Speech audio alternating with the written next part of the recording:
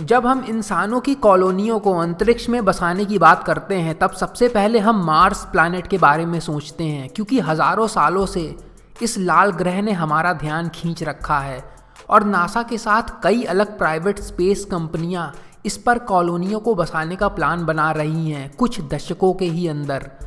हालांकि कुछ ऐसे चांद भी हैं जिन पर कॉलोनियों के भविष्य में बसाए जाने का विचार किया जा रहा है, जिनमें से कुछ पर पानी के पाए जाने के भी संकेत मिले हैं और हो सकता है वहाँ पे जीवन माइक्रोब के फॉर्म में पहले से ही मौजूद हो। तो चलिए जानते हैं ऐसे ही मून्स के बारे में जिन्हें शायद हम भविष्य में अपना घर कह सकेंगे, चाहे वहाँ पे छोटा सा बेस ही बनाया जा सके या पूरी की पूरी कॉलोनियों को भी बसाया जा सके। यूरोपा पे इंसान के बसने की ना ही सिर्फ काफ़ी ज़्यादा संभावनाएं हैं, बल्कि ये भी हो सकता है कि वहाँ पर पहले से ही जीवन मौजूद हो। जुपिटर के कई सारे चांदों में से एक यूरोपा, जिसकी सतह मोटी बर्फ की चादर से बनी हुई है और माना जा रहा है कि इसके नीचे एक विशाल समुद्र छुपा हुआ है। इसकी आधी सतह पथरीली भी है, जो ऐसे वातावरण को जन्म दे सकती है जो एलियन लाइफ को जन्म देने के लिए काफ़ी मददगार साबित हो सकती है, चाहे वो माइक्रोब्स हों या और बड़े चलते फिरते प्राणी। नासा इस चीज़ के बारे में जानने की कोशिश कर रहा है कि क्या इसके कोर का जो पथरीला या रॉकी हिस्सा है वो इस चांद पे मौजूद पानी से रिएक्ट करेगा कि नहीं, और उसके बाद क्या यह रिएक्शन हीट यानी गर्मी और हाइड्रोजन को पैदा करेगा कि नहीं, जैसा प्रोसेस ठीक हमारे ग्रह पृथ्वी पर होता है। इस जगह पर ऑक्सीजन और हाइड्रोजन साइकिल कैसे होगा जो यूरोपा पे जीवन के पनपने और इंसानी कॉलोनियों के बसाए जाने की उम्मीदों पर खरा उतरेगा। बर्फीली सतह में पाए जाने वाले ऑक्सीडेंट्स हमें यहाँ पर पैदा होने वाले ऑक्सीजन की मात्रा के बारे में बताएंगे और कितना ये नीचे मौजूद समुद्र में पहुँच सकेगा। अनुमान लगाया जा रहा है कि 2025 तक नासा यूरोपा को और नज़दीक से जानने की कोशिश करेगा कि क्या उनकी ये थ्योरियां सच्चाई में बदल सकती हैं।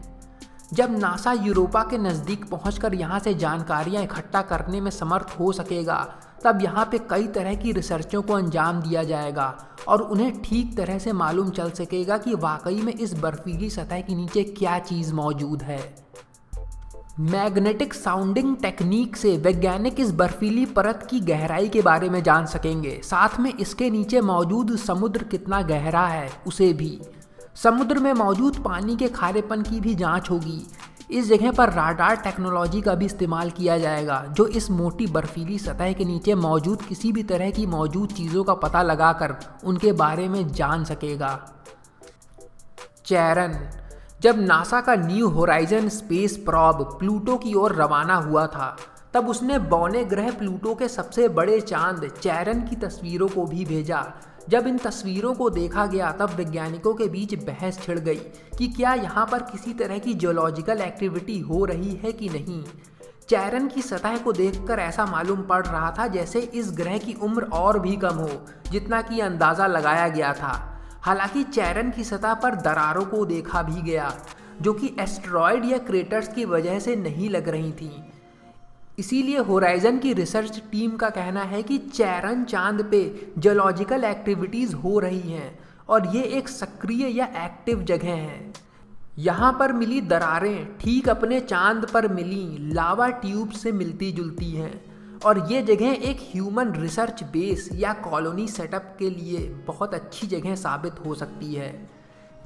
चैरन के नॉर्थ पोल पर पाई गई reddish brown cap tholins organic micromolecule से बनी हुई हैं जो जीवन के लिए आवश्यक सामग्री हो सकती है। ये थॉलिन्स मीथेन और नाइट्रोजन गैस से बने थे जो प्लूटो के वातावरण से छूटी थीं, जो 19,000 से 12,000 किलोमीटर दूर तक ट्रांसफ़र हो गईं चक्कर लगाते लगाते उस चांद पर। टाइटन। सैटर्न प्लैनेट का मून टाइटन इंसानों के बसने की सबसे अनुकूल जगहों में से एक मानी जा रही है, जिसके बारे में कई लोगों का मानना है कि यह भविष्य में कॉलोनियां बसाने के लिए एक ठीक ठाक जगह हो सकती है। हमें यहाँ पर सांस लेने के लिए इक्विपमेंट्स की ज़रूरत हर हाल में पड़ेगी, क्योंकि यहाँ का वातावरण खुले में सांस लेने के लिए बिल्कुल भी लायक नहीं है, पर यहाँ पर प्रेशराइज्ड सूट पहनने की ज़रूरत नहीं पड़ेगी। हालांकि यहाँ पर ठंड से बचने के लिए कुछ खास ड्रेस पहननी होगी, क्योंकि ये जगह बेहद ठंडी है और यहाँ का एवरेज टेम्परेचर -179 डिग्री सेल्सियस है। यहाँ पर ग्रेविटी हमारे चांद से भी थोड़ी सी ज़्यादा कम है, जो यहाँ चलने फिरने में मुश्किलें खड़ी करेगी। हालांकि यहाँ पर हवा में सैर करना काफ़ी आसान रहेगा। यहाँ पर फसल उगाने और खेती बाड़ी करने के लिए आर्टिफिशियल लाइट का इस्तेमाल करना पड़ेगा, क्योंकि टाइटन सिर्फ 1/300 से 1/1000 के बीच में ही सूरज से रोशनी रिसीव कर सकता है अर्थ की तुलना में। हालांकि टाइटन पे पानी भी नहीं है, पर यहाँ पर लिक्विड मीथेन पाया गया है, जिसके बारे में कुछ वैज्ञानिकों का कहना है कि इस वजह से वहाँ पे जीवन के मौजूद होने की संभावना है, जो मीथेन पर आधारित है पानी की जगह। अगर इंसान कभी टाइटन पे पहुंच पाया तो इस जगह पर बहुत कुछ ढूंढा जा सकता है, जहां पर मीथेन की नदियां हैं, साथ में बहुत ऊंचे पर्वत। टाइटन से सैटर्न ग्रह की दूरी ज़्यादा नहीं है और यहां से सैटर्न प्लैनेट को साफ देखा जा सकता है अगर आसमान में बादल साफ हों। मिरांडा यूरेनस ग्रह का चांद है। हालांकि टाइटेनिया यूरेनस का सबसे बड़ा चांद है और मिरांडा सबसे छोटा यूरेनस के 5 चांदों में, पर यह कॉलोनी या इंसानी बेस बनाने के लिए एक बेहतर जगह मानी जा रही है।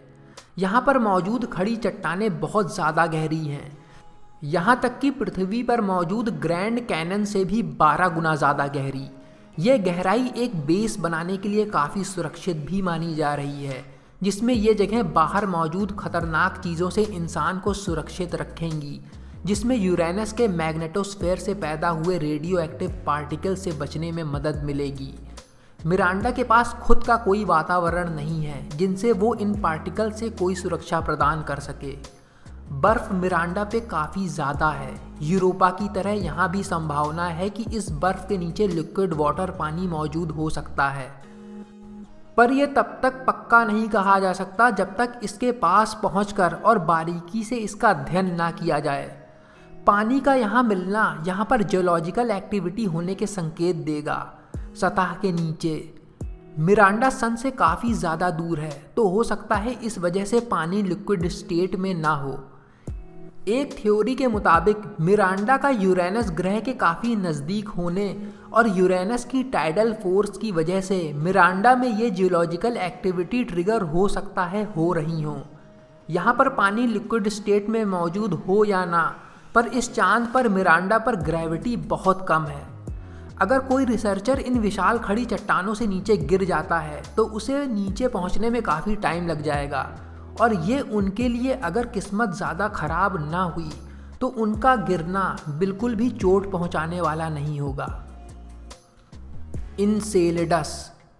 कुछ रिसर्चरों के मुताबिक सैटर्न के मेन मून्स में से एक इनसेलेडस ना ही सिर्फ कॉलोनी बसाए जाने और वहाँ से छल्ले से घिरे हुए सैटर्न प्लैनेट के नज़ारा देखने के लिए एक अच्छी जगह है, पर ये एक ऐसी जगह भी हो सकती है जो पहले से ही लाइफ सपोर्ट के लिए काबिल हो।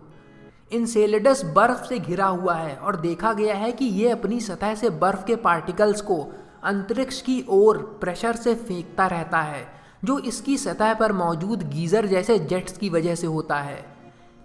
कैसनी स्पेसक्राफ्ट के द्वारा इकट्ठा और जांच किए गए कुछ सैंपल से लिक्विड वाटर, नाइट्रोजन और ऑर्गेनिक कार्बन को पहचान लिया गया है, जो जीवन के निर्माण के लिए सबसे महत्वपूर्ण चीज़ें हैं। वैज्ञानिकों का अगला कदम होगा इस बर्फीली सतह के नीचे कुछ और कॉम्प्लेक्स ऑर्गेनिज्म्स की खोज करना, जो हो सकता है मौजूद हों। खोज के पहले पड़ाव में इनसेलेडस पे मौजूद प्लम्स, जिनमें वाटर वेपर्स मौजूद हैं, जो प्राकृतिक जेट्स के द्वारा इसकी फोर्स से हर सेकंड 250 किलोग्राम के वाटर वेपर्स को अंतरिक्ष में 2180 किलोमीटर तक की दूरी तक अंतरिक्ष में बिखेरते रहते हैं।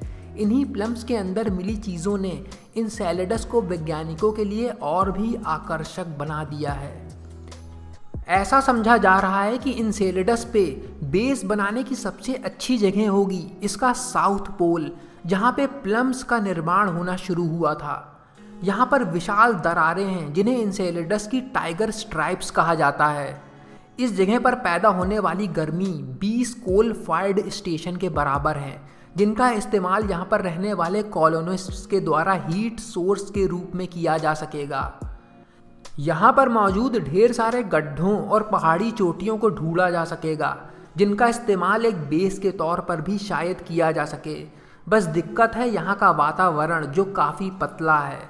इनसेलेडस का डायमीटर सिर्फ 482 किलोमीटर्स का ही है और यहाँ पर ग्रेविटी पृथ्वी की तुलना में पृथ्वी की सिर्फ 1% ही है।